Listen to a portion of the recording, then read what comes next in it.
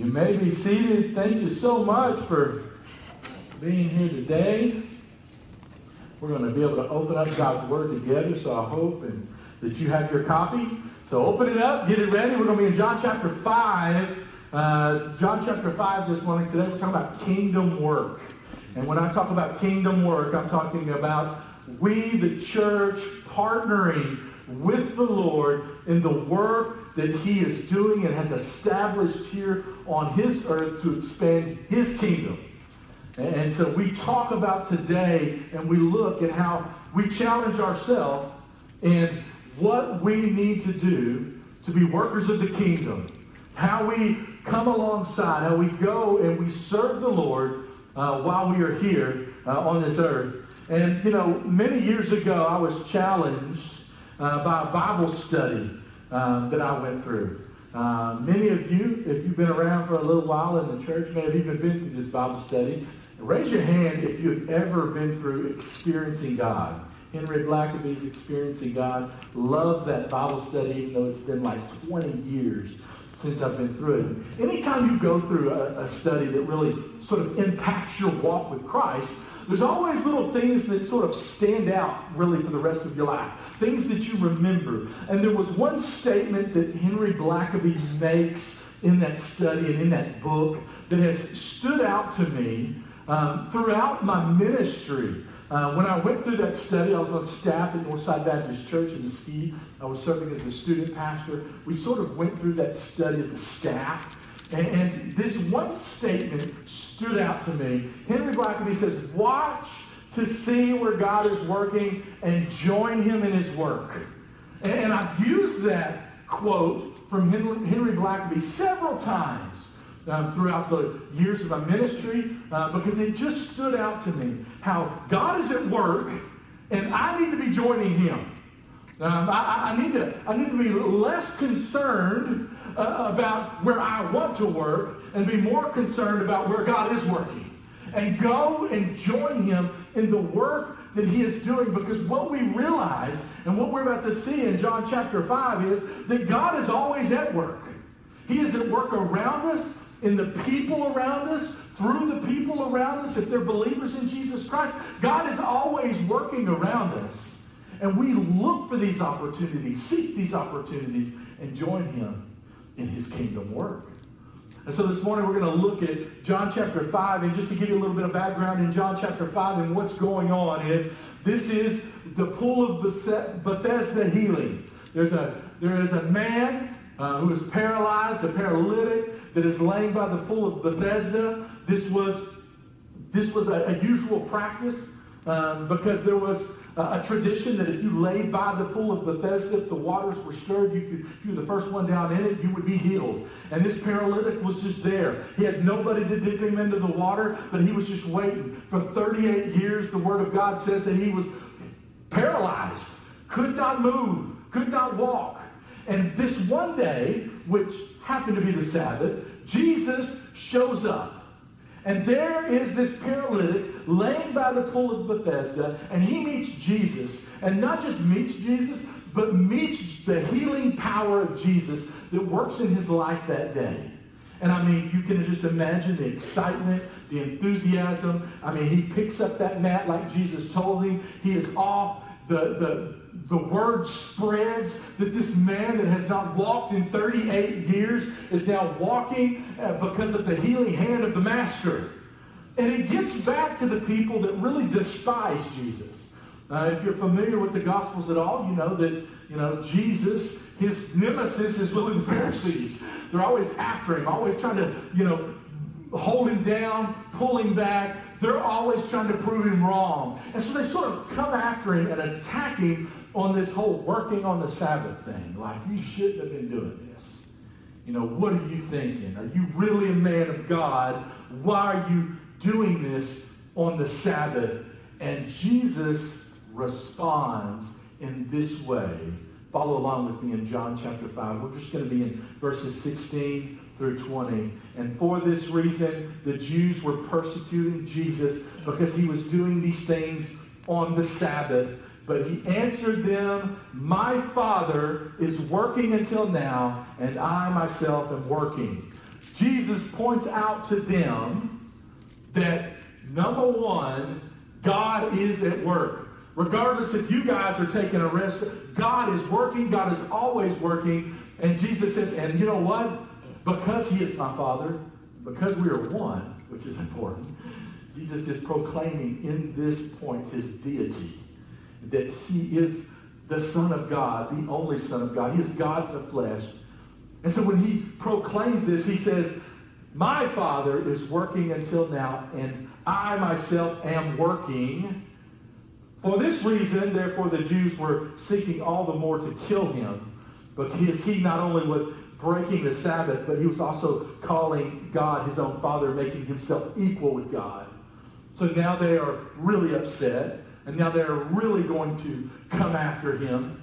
And so you would seem like Jesus is now feeling their frustration, feeling their anger, and he responds in this way. Therefore, verse 19, Jesus answered and was saying to them, truly, truly, I say to you, the Son can do nothing of himself unless it is something he sees the Father doing. For whatever the Father does, these things the Son also does in like manner. For the Father loves the Son and shows him all things that he himself is doing. And the Father will show him greater works than these, so that you will marvel. And so Jesus begins to tell them that what you're seeing is me just following God in what he is doing. What you're seeing here is me kingdom working. And so today, as we look at this just text, as we sort of go through it, the question that we want to ask is, knowing that God is at work, what do I need to do? Knowing God is working, what should I do? What is my response? And so I hope you keep your Bibles open. We're going to be right there. Open up your apps. You can find my sermon notes in there as we look and we answer that question. Because this morning, the word, the text, Jesus, as he is speaking, is going to challenge you and I about our kingdom work.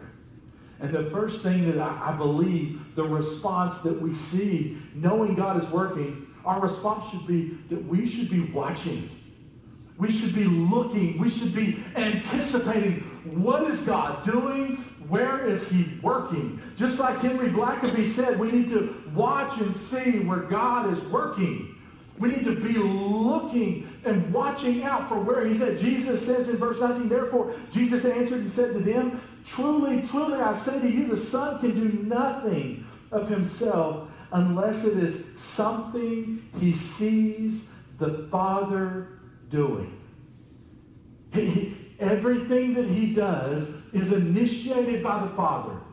Every move that he makes, he's saying, is initiated by God. He is just jumping in and joining. We know now that Jesus, our Lord, our King, if you are a born-again believer here today, you've given your life to Jesus, you've been saved by his grace, you are following him, all right? That Jesus has set the example of how we are to live our life.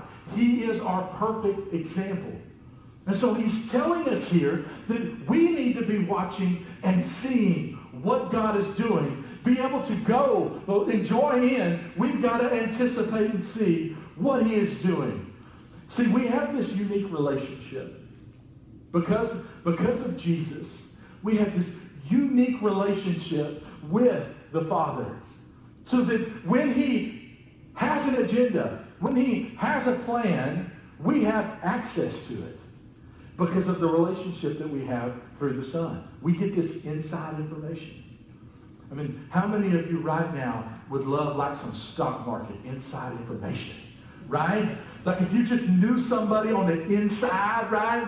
Like you knew, I mean, right now, you know, I'm not a stock market guru. I have made some money in the stock market, and I've lost a whole lot more. All right? So I am not the inside information guy. You know, I'm not the way that you make money in the stock market. But, you know, you get these insiders, and they get this inside information. And that's what everybody is always looking for, that inside information. We have that in God's work. As God is doing his kingdom work here on earth, expanding his kingdom in heaven, we have the inside track. We know what's going on. Listen to what Jesus says in John 15:12 through 15. We see the access that we have to this knowledge of God and what he's doing. It says in verse 12, "This is my commandment, that you love one another just as I have loved you. Greater love has no one than this, that one lay down his life for his friends. You are my friends if you do what I command you.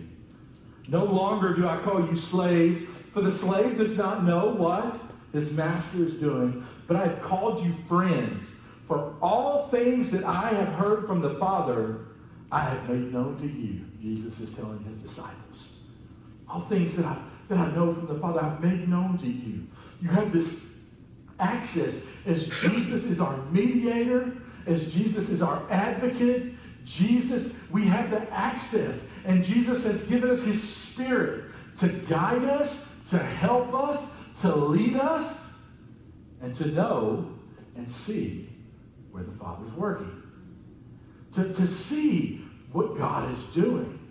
To be able to recognize it. So when we think about what our response should be to knowing that God is working, our response should be to anticipate and watch and see what he's doing. If we're going to join in, we have to look and see and watch. But the second thing is we have to be available, right? We have to be available. One of my favorite things about this text, when you see Jesus and how he talks about what he sees the Father doing, he does. And have you ever watched, and some of you have children or you have grandchildren, and I love watching little children try to imitate their fathers.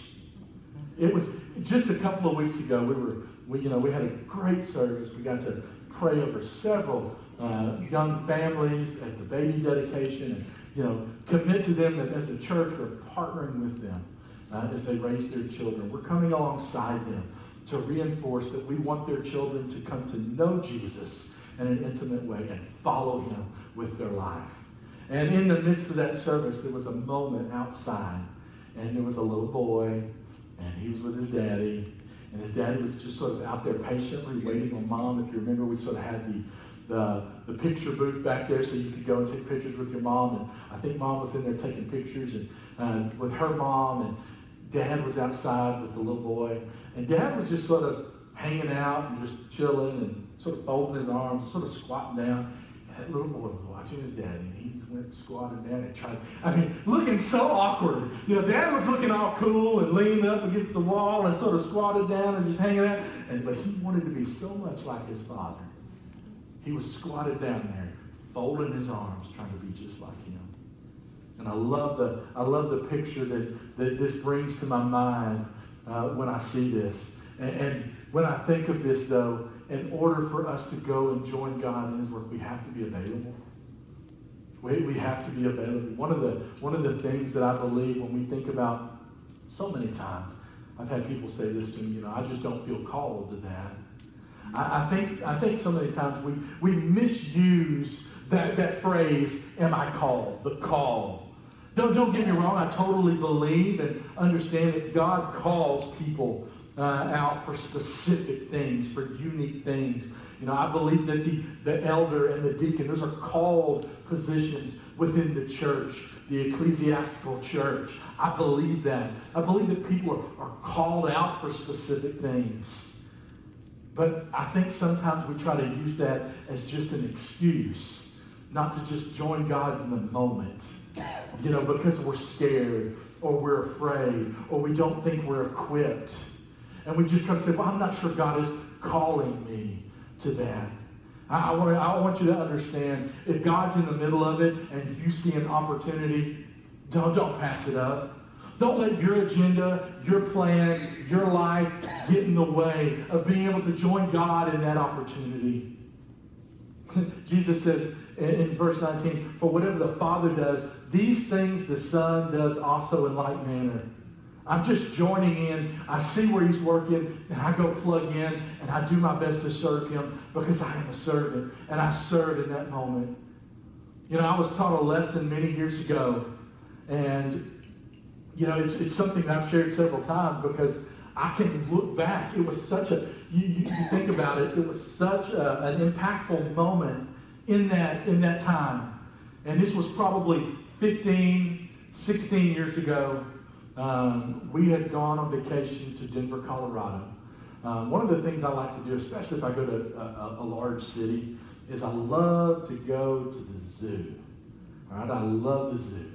I mean, I've been to the San Diego Zoo, the San Antonio Zoo. I've been to the Denver Zoo. We've been to the Bronx. Love the Bronx Zoo. We were going to the Denver Zoo, man, and I love the zoo, but my favorite part about the zoo is the primates. I love gorillas in particularly. I mean, love gorillas. I mean, Mona's had to walk away from the gorilla exhibit because me and this gorilla are having like this intimate moment through the window. I mean, I had one kissing me through the window one time. I mean, I love the primates. I love gorillas. And now Scott would tell me I'm crazy because he knows the deep heart of those primates and how mean and evil they are. But I'm telling you, I just love those exhibits. Denver had a fabulous primate exhibit, and I couldn't wait to get there, excited to take my family. And so we're making our way through the traffic, you know, there in Denver. We get off the highway and the exit for the zoo. The zoo was only, if I remember, like a mile or so off the highway. You took this main road right to the zoo. And as we're passing the corner there, turning the corner, there's a man standing out on the corner, holding a sign.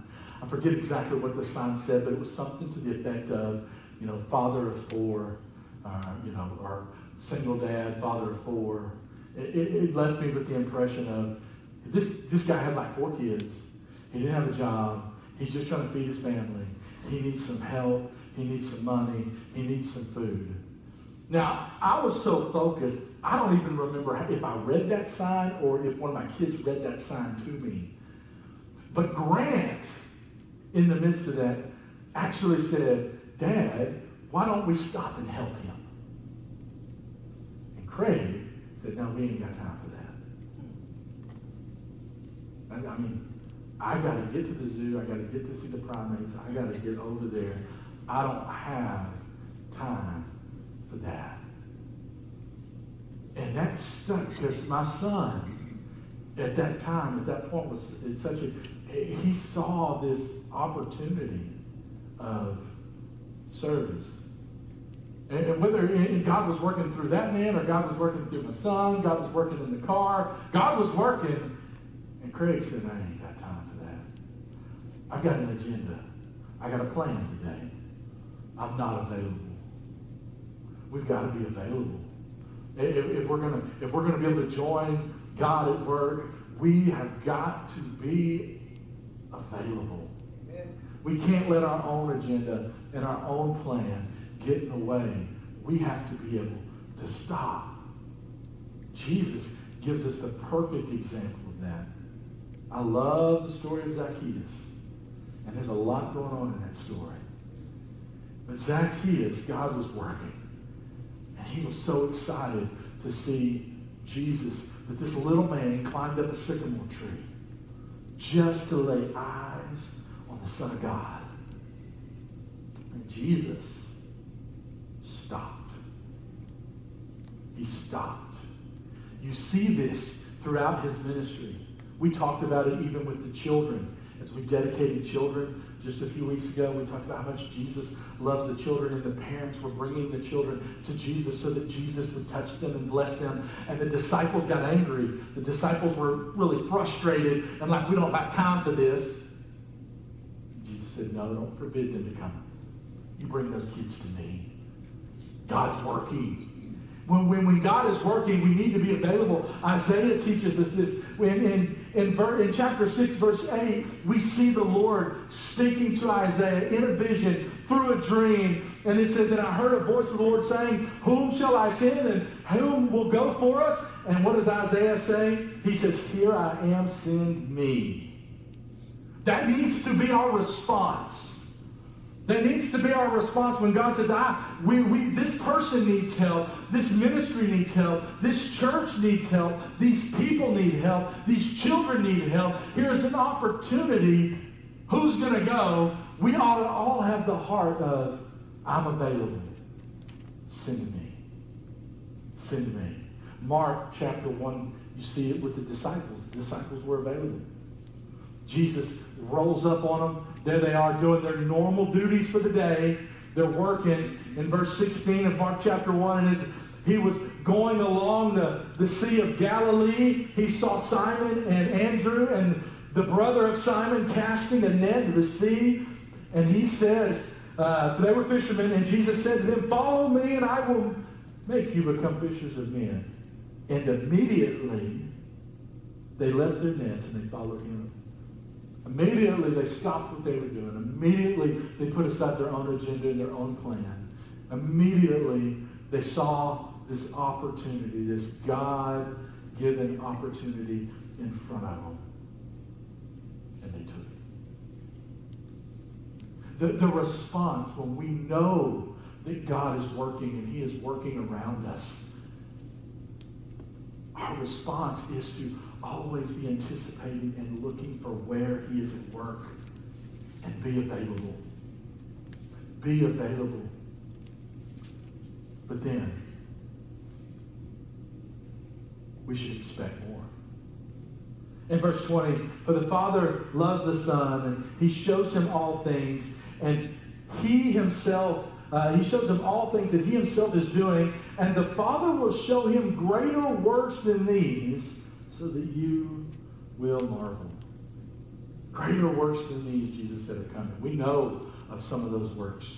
As Jesus continues on into his ministry, there's going to be greater works than the, pool of Bethesda. There's going to be greater works that take place. I mean, Jesus is going to raise Lazarus from the dead. There's a great work coming, but even a greater work comes when we get to the cross, right? The greater work comes that Jesus lays down his life for the redemption of humanity. The greater work comes that moment on day 3 when he rises from the dead, proving that he is God, proving that he has power over life and death. The greater work was yet to come, and he was telling them that. And I believe as we have experienced that life, that resurrection power in our own life.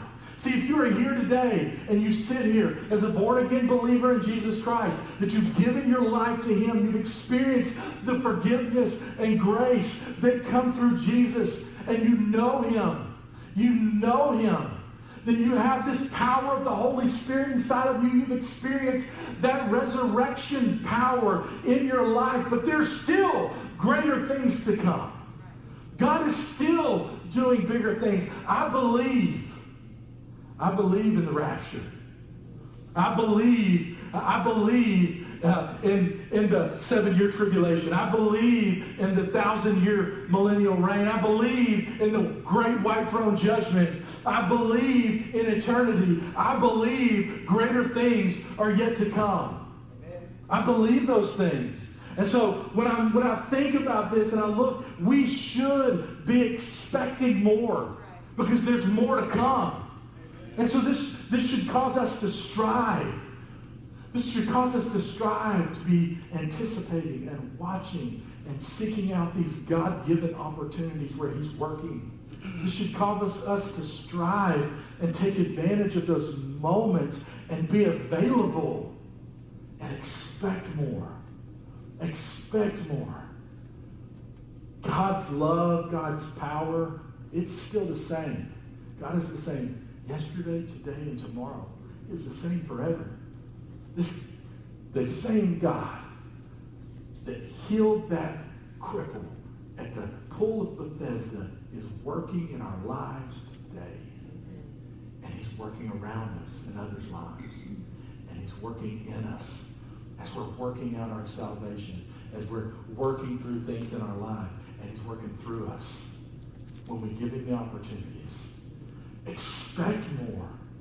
Jesus, talking to his disciples in verse 14, really lays it out for them.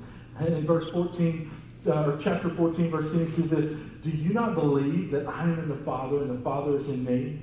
The words that I say to you, I don't speak on my own initiative. I want you to pay attention because isn't this starting to sound a whole lot even like what he was saying in chapter 5 to the Pharisees? Everything that's coming from me is coming straight from the throne of God because we are one. Everything that I'm telling you is coming from the Father. These words that I say to you, I don't speak on my own initiative, but the Father abiding in me does his work. Believe me that I am in the Father in me. Otherwise, believe because the works themselves. You've seen me at work. And when you've seen me at work, you've seen the Father working through me. You've seen this, he's telling them. Truly, truly, I say to you, he who believes in me, the works that I do, he will do also, and greater works than these he will do, because I go to the Father. Whatever you ask in my name, that will I do, so that the Father may be glorified in the Son. Jesus is reminding them that he is going to use the church.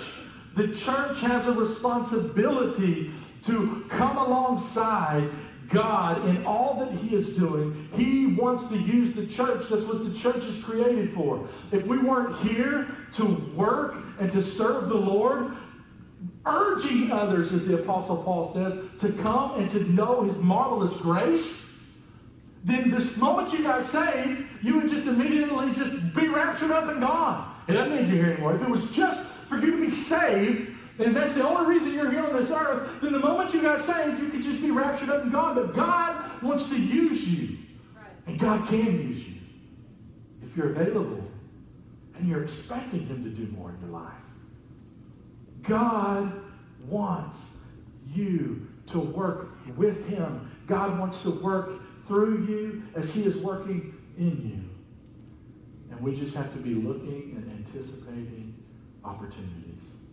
And the truth is, there's opportunities all around you every day.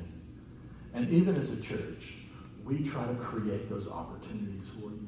We are constantly looking for opportunities where God is working and that we can join him at work. In fact, that's the whole reason we even go to Costa Rica. And some of you in here may not know the story behind Costa Rica, but a few years ago, me and Eric Beatty, your missions director, were planning a trip to Costa Rica. I had felt for years that God was sort of leading us in that direction. We had met with somebody that we thought would be a partner, and that partnership didn't quite work out. This Costa Rica missionary moved back to the United States, still a friend of mine, but it just didn't work out. But I still felt like, okay, that was a great relationship, Lord, but now that you've removed him from Costa Rica, you still have not removed that urge to minister there from us. And so we began to look for avenues, and we went through this group, this mission group called Instep International, and they sort of got us into Costa Rica. And on what we would call a vision trip, the first trip to Costa Rica was just me and Eric. And what we were going to do, our goal, what we really, sort of our heart's desire was to work with Nicaraguan refugees. Nicaraguans were flooding into Costa Rica at that time. They're just setting up these sort of refugee camps. We wanted to go in there and work with those refugees. And we wanted to go work and partner with some churches. I believe anytime you go on a mission, if there's churches, good, Bible-believing, evangelical churches present, you try to partner and you try to work with them. And that's what we were going to try to do. And so along that, obviously, Eric and I don't speak Spanish. We probably should by now, Eric. But we don't. We had to have a translator. And so that's where we met Kimberly. Some of you already know Juan and Kimberly. Juan is our pastor in Costa Rica. And Kimberly's his wife. And the first one we met was Kimberly. She was going to be our translator. And so we go to her little house. And her little house was just this little A-frame house. And they had done a great job of taking all the resources they have and just building a shelter. But what you and I would see is something that Eric was like afraid this thing's about to fall in. I mean, Eric's got this, this not only construction mind, but like engineer mind. He's looking like saying, this shouldn't be working. I don't know. I mean, it's only by the power of God this thing is holding together. Then they told us a tree fell on it and it didn't fall. And we're like, yeah, it's all the Lord. He's protecting you. But when we looked at it, and they're living in this little bitty A-frame sheet metal, I don't know what you would call it, but they were living there. We realized that this was an opportunity. God was working. And Eric's like, man, I know we want to help Nicaraguan refugees and help churches, but I want to help these people. God is working in their life, and they need help. And so immediately we began to devise a little side plan that while we were in Costa Rica, reaching Nicaraguan refugees and helping churches, that we're also going to add on to Kimberly and Juan's house. And so now we had a construction job going also on that first trip. So when that first trip comes, we go. It was over Christmas break. And we get down there and we're so excited because, we fell in love with Kimberly. We fell in love with her love for Jesus, her love for her people. And so we're like, we're going to do this. Some of you in here, y'all didn't get to go on that trip, but you've already been, and so you've fallen in love with Kimberly and Juan just like we did. You know it. And so we get down there, we have our group, and we get the construction group, and we got our evangelism group, and that's when we get to meet Juan. We get to meet Pastor Juan. Juan was serving as associate pastor at the Hand of God Church that was about 2 towns over. And we get to meet him, and all of a sudden you just see God working in his life in such a powerful way. He had such a passion for the gospel. He had such a passion for the people in his community. That community, they're missing the grace of Jesus. They do not understand grace whatsoever. The churches that are within that community, they're not preaching grace at all. Everything is works-based, and there's no grace whatsoever. Juan had this urgency that grace must be shared with these people. And we begin to see in them how Juan had this heart of evangelism, this heart for God's word. Kimberly had the heart for her community and these people and this team. And we were like, why, God, would we not want to work with you right here? We see what you're doing. We see what you're doing. That's why we ended up in Costa Rica. And God continues to open doors right there in Costa Rica for us to do things. And now we own a piece of land. And in July, we're going to build a church. Like a building that they don't have to meet. If you looked at my Facebook post the last time I went, we were meeting under a bunch of tents in a tsunami, basically. This rainstorm was crazy. And we're all under these little tents that, those tents just barely work to keep the sun off of us here. And Juan had them strapped down to trees and everything else. And so all this lightning's around us and the bugs hid from the storm under our tent. And you can just see the bugs flying in our face as these people came just to hear the word. Right. Just to hear the word. We're watching God at work. Why don't we go join him? And that's what we're doing in July. So maybe you're here today and you see this work and you say, how can I work alongside that? How can I work alongside it? Well, first of all, you pray. You realize that we've had a prayer movement through this church this year. You can pray. Pray for the teams going. Pray for the funds we need to raise. You can give. There's already been unique people come along and say that they will match up to $20,000 that the church gives to Costa Rica in the month of June. If as a church we can raise $20,000, another $20 will go on top of it. Every dollar you give in June to Costa Rica will be matched. That $40,000 will go get us everything that we need to get that building started, get them a place that they can start worshiping. And we're going. We're going July 16th to the 23rd, July 23rd to the 30th. And we're going to be working alongside them. They've already begun the dirt work. I can show you pictures. They're in the church. Very small, but they are a church. And they are working. and we're joining them. We're joining God in the work that he is doing. That's a way that you can join God's work. There's another way. Another thing that I'm super excited about. I'm also super excited that Ernie and Kathy Mikulski are over here today. They're some of our partners. They're from the Kaufman Van Zandt Baptist Association. And we partner with them. That's one of the ways that we partner. But one of the things that's happened here at the church, I got an opportunity to talk to Ernie. I guess it was probably a couple of months ago. So I've talked to Ernie at the Kaufman Van Zandt Association. I've talked to Wayne Livingston at the Southern Baptist of Texas. I've talked to Sean, a representative of the North American Mission Board. And all of these men said, listen, there is a church plant in Forney, Texas. It's the Endeavor Church. And because of certain situations, they don't have a sponsored church, a planting church. They've been there for a year. Some things just haven't worked out, and they need a sponsored church, sort of like a big brother church that comes alongside them. Many of you know the Endeavor Church. And the Endeavor Church is where we send Grant, my son, every Sunday to go over there to lead worship. That's where he goes. And he's helping them. But we have this opportunity now, through the North American Mission Board, through the Southern Baptist of Texas, as we continue to partner with the Kaufman Van Zandt Baptist Association, that we become the sponsor church for the Endeavor Church. And so what does that mean? That means that you can go on a mission on the next county over. That means I would love to see teams, and what I would call them is just teams of encouragers. We're an encouragement team this Sunday. We're going to go worship with the Endeavor Church.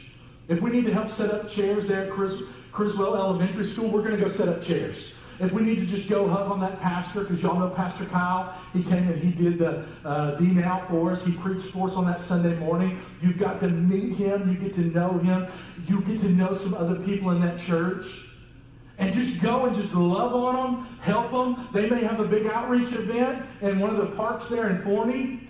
This little church plant that God is working in, we get the opportunity to join God in that work. What an amazing opportunity to just go and be a part. And you know what? You can just come and just say, I just want to go be an encourager one Sunday. I just want to go and put out chairs one Sunday. There's opportunities all around us right here in this church for us to just join in the work that God is doing and help. And help. I mean, we're about to hit summer and we're hitting it running. I mean, when you think about just next, I guess 2 weeks from now, we have our first week of June, we have our men's conference over at Timberline Camp. If you're not signed up, then you need to go. If you'd like to serve in that, you need to serve. We need help. It's a way, God's going to be working there because we saw him do it last year at our men's retreat. Come and be a part of this one. Sign up. It's just right down the road. I mean, the very next week, our students or our kids are having VBS. Have you signed up for VBS? Are you going to be helping in VBS? Do you know that VBS is even coming? It is June the 5th. Kicking off VBS. Come be a part of it. Get with Sheila so that you can know how you can help, how you can serve. I mean, the next week, our student minister's going to camp. Falls Creek, loading up. Maybe you can't go to camp. Maybe you can just help load luggage. Maybe you can just come up here and help with registration. Maybe you can just come make copies.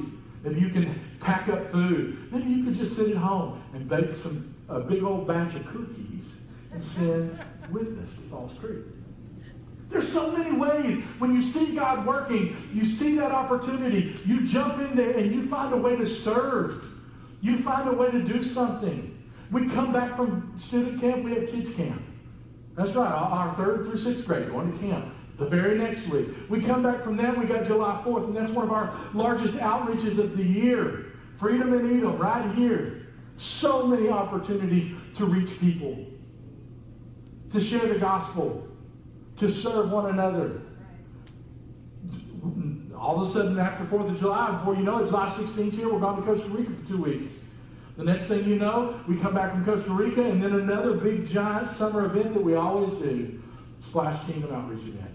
So many ways for you to plug into what God is doing right here through your church. So what we see in the Word is look for these opportunities, see them, anticipate them, make yourself available to them, jump in there and join them, and expect God to do more. Because I'll tell you something, you jump in and you join some of these things, and you'll see God do a work in your life. You'll see him start to work on you. But I'll tell you this right now, out of all those things, the greatest work that I believe God does is the redemptive work he does in people's lives. See, the truth is, yes, we've got all these events at church going on. But every single day, every single one of us go places where people need Jesus. Every single day, we go to work and we go to school. We go to the store. We engage people that we have relationships with that don't know Jesus, and every day we need to be looking for that opportunity because God is working. And people need Jesus. I heard a pastor just not too long ago as he was sort of bragging on his church, which is, I believe, I don't believe that's a bad thing. Y'all, I believe you, to me, are the greatest church in the state of Texas. That's why I serve here. God has put me here, and he has put that on my heart. I love y'all, and I should brag on you. And this pastor was bragging on his church, and he was bragging about how many people they had seen come to Christ. And I thought, oh, that was great. But he made this comment. He said, I believe we're in the midst of the greatest harvest in history. In history. People are coming to know Christ every day more than they ever have in the history of the world. And I thought, man, that's a great statement. And I probably wouldn't disagree with it, but I don't have the numbers. But I know where you're coming from. And I want you to understand, I'm an optimistic person. I am not a glass half empty. I'm always a glass half full. But all of a sudden, I began to think of what he said. And I said, you're right. We are experiencing the greatest harvest of souls coming to Jesus probably than any other time in the world's history. And it's because our population is so great. But that also means that we're experiencing the greatest loss in history as people die every day without knowing Jesus and going to hell. Every day, people are dying and going to hell without Jesus. Is it a great harvest? Or is it a great disappointment? Because right now, probably greater than any other time in history, people are dying and going to hell. And the church is sitting back and watching because of our own agenda and our own plans, or because of fear. Don't sit back and watch.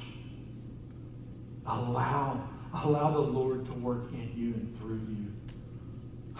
Watch and anticipate where God is working and go join him. Be available and expect more. Because more is coming. And the world needs to know it. And maybe you're here today and the one thing that you are missing is that relationship with Christ. I mean, you know that, and you've heard maybe, as you've sat here, you've heard me say, he died on the cross for your sins. He rose again, proving he is God, and that he has power over life and death. And that has all been done so that you can have a relationship with the Almighty God and Creator of the universe who loves you more than you could ever imagine. And the truth is, you've never really given your life to him. You've never turned from your ways and your sin to make Jesus the Lord of your life. And maybe today's that day. Maybe right now God is working on you. Why don't you allow somebody here to work with you and show you in his word how you can know him and know him in an intimate way. With every head bowed and every eye closed, I want to give you an opportunity today. I'm going to go ahead and ask the band to come up. I'm going to go ahead and ask my other pastors to come up with me. I want all y'all to come up. But I'm going to give you the opportunity today. And it's also given us an opportunity. The first thing I want to ask you is, if you are sitting in your seat right now and you say, Pastor Greg, listen, I feel called, or I feel led, or I see God working in some ways, and I want to go join him, but I'm scared, and I need you just to pray for me. Would you raise your hand? Okay, I see your hand. Hold your hand up. Now one of you go pray for them. Hold your hand up. They're coming. If you see somebody with their hand up right now, you go pray for them. Maybe it's not too late now. There are people in this room, they want to come and they want to pray with you. If you're looking, you say, I want to take advantage of these opportunities. I just want somebody to pray with me and pray that I'll have the courage to step out and do this. Just raise your hand. And you guys just pray for them right now where they're at. Pray for them right now where they're at. If you're sitting here right now, and you say, Pastor Craig, I know that I need Jesus. I need Jesus in my life. And I don't know how to receive him, but I want him. Would you raise your hand? Is there anybody in here that would say, I need Jesus today? I don't know what that means, but I need him. Would you raise your hand? Okay, by the testimony of your hands not being raised, you're telling me that you know him. And you know him in an intimate way. And so what that means is you should be following him. That you should be serving him. That you should be looking and anticipating these opportunities and seizing them. And so our prayer for you right now is that you will seize every opportunity that God puts in front of you. Start doing that today. Because the first opportunity you have is just in a second. Because this altar will be open. And you can pray for all of these opportunities that we have at our church. One of the greatest things that we need is prayer from you guys. Those of us that go out into the mission field, those that go out there, one of the greatest things we need is your prayers. The altar will be open. Heavenly Father, God, we love you and we thank you so much for the opportunity you give us every time to open up your word. But we thank you for the work that you do through your word and through your spirit as you are calling us to expect more from you. Lord, we need to be watching and joining you in everything that you do around us. Lord, we need to be looking every single day for opportunities to expand your kingdom, to go to work for your kingdom. So God, I pray that you give us those opportunities. I pray that we seize those opportunities as a church.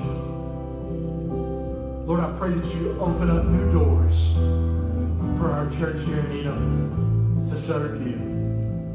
New doors to expand your kingdom. And Lord, I pray for your warriors, your people, your children on the ground here, Lord, that are committed to serving you. Father, give us everything that we need. Give us strength. Give us wisdom. Give us discernment. Father, as we go, let us be led and filled by your Spirit every step we take to serve you. Let us not be afraid. Father, we love you and we thank you. And in Jesus' name, amen. As you stand, we're going to sing this last song together.